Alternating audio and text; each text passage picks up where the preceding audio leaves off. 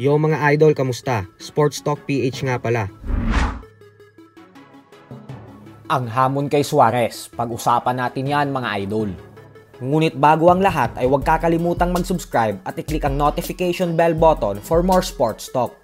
So para nga po sa mga hindi nakakaalam ay opisyal ng inanunsyo ng Top Rank Promotions ang bigating world title fight sa pagitan ng Mexican 3 Division Champion and current WBO Super Featherweight World Champion Emmanuel Navarrete at ng ating pambato na si undefeated WBO Super Featherweight Top No. 1 contender Charlie Suarez, kung saan nakatakdang ganapin ang kanilang sagupaan sa May 10 sa San Diego, California, USA. Ito po ang magsisilbing pang-apat na beses na dedepensahan ni Navarrete ang kanyang titulo, habang si Suarez naman ay ito ang kanyang kauna-unahang world title fight. Kaya napakalaking pagkakataon po nito para sa kanya upang maging isang ganap na world champion.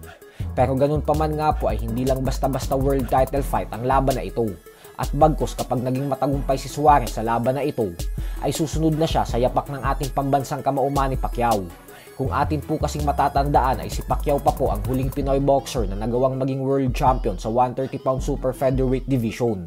Nagawa niya ito noong talunin niya via split decision ang Mexican legend former 4 division world champion Juan Manuel Marquez. Dahilan kung bakit nasungkit ni Pacman noon ang WBC and The Ring Magazine super featherweight belts.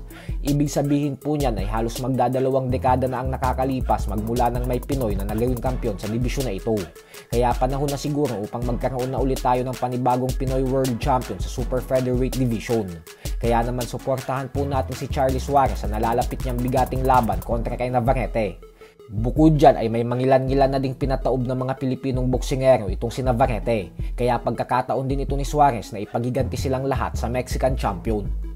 Sa kabilang banda naman mga idol ay bagamat nga po madaming fans at boxing experts ang kumbinsido na walang pag-asang manalo ang 2-division undisputed world champion Terence Crawford sa mega showdown nito sa buwan ng Setyembre kontra sa current unified super middleweight world champion Canelo Alvarez, ay sinabi nga po ng huling tumalo kay Canelo na si current undisputed light heavyweight world champion Dimitri Bivol na malaki daw ang tiwala niya kay Crawford na kakayanin itong manalo kay Canelo.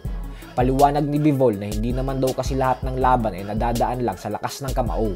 Sa bandang huli umano ay mas mangingibabaw pa din ang talino at boxing skills sa laban. At para sa kanya umano ay si Crawford ang isa sa pinakamatalino at magaling na fighter sa kasalukuyan. Kaya naman kung nagawa niya umanong talunin si Canelo dati gamit ang kanyang utak at skills, ay walang duda daw na kaya din itong gawin ni Crawford. So hanggang dito na lang po muna tayo mga idol.